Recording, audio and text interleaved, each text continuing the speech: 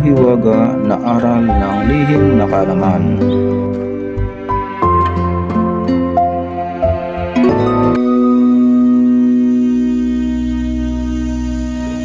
Mga kapatid, muli niyo pong basahin ang mga talatang ito sapagkat ito po ay napakahalaga na aral ng tinuro sa atin ng ating Panginoong Diyos na lumikha.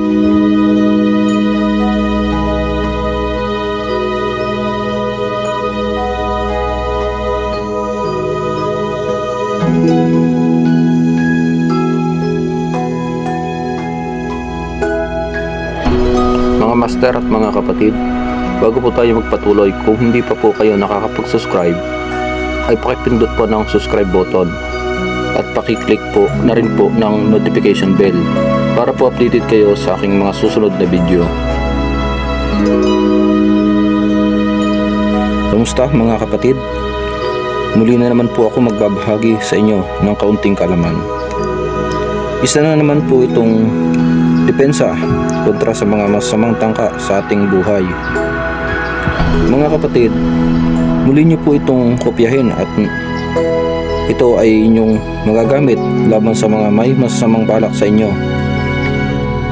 Mga kapatid, ang mga salitang ito ay nagpapabago ng isipan ng isang tao na may masamang nais sa buhay nyo at hindi niya maitutuloy ang kanyang binabalak na masama sa inyo. Mga kapatid, ang pamamaraan po ng paggamit nito ay bago po kayo lumabas ng tahanan ay magdasal muna kayo ng isang Ama namin at isang sumasampalataya. At isunod niyo po ang tatlong beses ang mga salita at ihip niyo po sa inyong katawan ng 3 beses pa cross.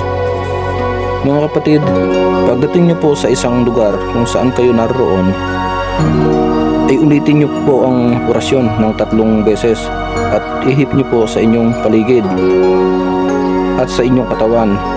At asahan niyo po na walang makakalapit sa inyo na may tangka ng masama sa inyong buhay.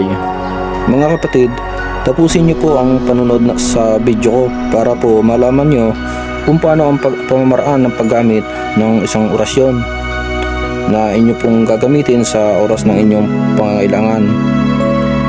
Mga kapatid, muli akong humihingi sa inyo ng suporta para po sa ating channel. I-share nyo po ang aking mga video sa inyong mga kaibigan na gustong matuto sa lihim na karunungan at sa mga mahihiligin sa mga tagong kaalaman.